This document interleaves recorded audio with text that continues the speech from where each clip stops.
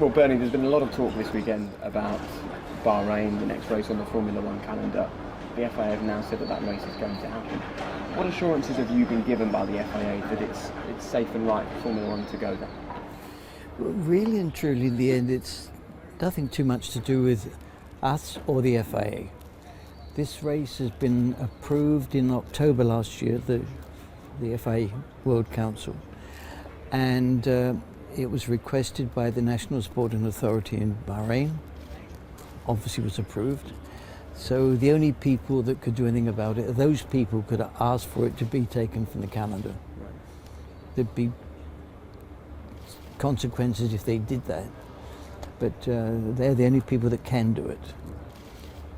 And you've been given assurances that Bahrain is an okay place for Formula One to go to at the moment? Well, I've not heard anything that would lead me to believe that it isn't. You know, people that live there and people that are working there on a daily basis say everything's normal. Because it was only last year that I think the FIA sent one of their vice presidents out to Bahrain Correct. and reported back that there was no human rights violations. Exactly. And in subsequent weeks it was proved that there were violations and the race was called off. So you don't feel that we're... Well, there wasn't when he was there. Right. So you don't worry that we're going to slip into a similar situation, that things could change in the coming days? Things can change anywhere, anytime, you know. But I don't imagine it will. Right. I'd be very surprised if we have any problems. When people talk about other places that Formula One travels to, China where we are now, having human rights issues, and yet the sport still takes place there, I think the big concern for most people is that the issue in Bahrain is with the Crown Prince and Al Khalifa's, the royal family, and they're the people that took Formula One to Bahrain. They did the deal with yourself, they built the circuit, so in some ways it's almost as if Formula One to the protesters represents the royal family and the rulers of Bahrain. Are you speaking about this from any knowledge or assumptions or what you read in the newspapers? A combination of all of those things. And what have you decided? I haven't made my mind up. What have you decided? I haven't made my mind up. Right. I think the bottom line's simple. I think we, like any sport, should be going to a country. We're not political, we're not religious, we're nothing. We enter the country to perform with the contract that we have. It's not up for us to decide how people run their country. And the reason that you say maybe it was seen that it was the royal family, it wasn't. It was the National Sporting Authority in that country that requested a Formula One event. It's been supported by an awful lot of people in Bahrain. And we've seen the posters that they've issued, which is using the word unified, and they've highlighted the F and the I as F1. Does that lead you to think that in Bahrain they're politicising the sport by claiming that Formula One is helping to unify the country? Is that a worry for you? Well, I suppose they're hoping that. I mean, I don't know what the problems are there, because I've never really gone into it, but it appears that there are problems. But one would have to wonder, let's assume it's not going to happen, but there was no Formula One race next weekend in Bahrain. Whatever problems there currently are in Bahrain, would they all disappear?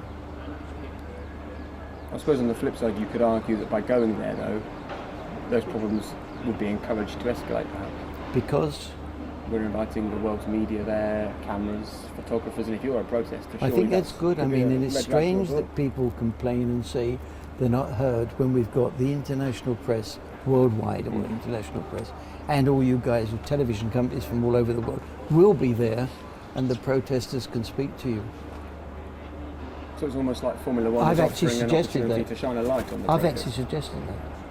Right. I've spoken to the people that represent the people that are dissatisfied with the way they think the country's run. And I said, you know, let's have a press conference and you can explain to the world if you've got problems, whatever they are. Right. So you really think that Formula One perhaps could do some good by going to Bahrain? I think it won't do any good or bad than it would normally.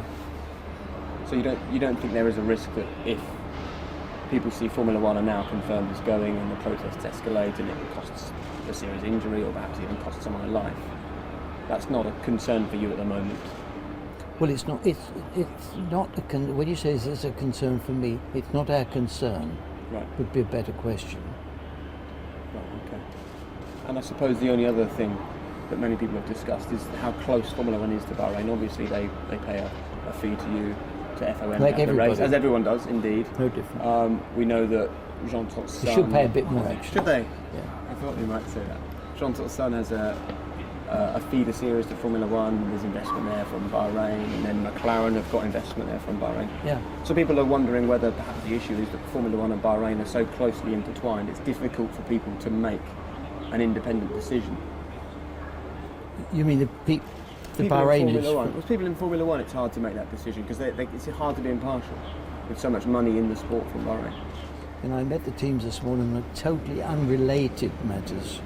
And I asked, I said, while we're here, does anybody have any problems with next week's race? No problems.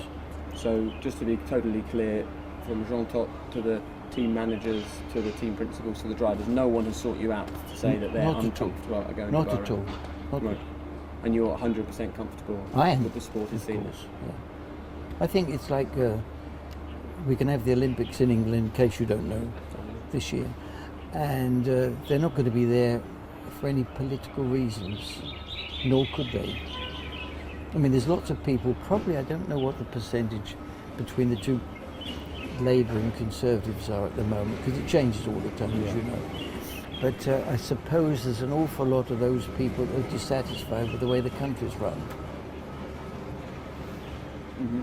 But that goes on worldwide. There's an election in America going to happen, same thing. Some people think it's not being run properly. But I think this is, from what I understand, is exactly what's happening in Bahrain. But the protests aren't fierce enough, strong enough, Well, maybe- violent enough to put Formula One off. But no, not at all. No, they're protesting nothing to do with Formula One. They're not protesting about Formula One. As I said, imagine we said, no way we're going to be in Bahrain. Yeah.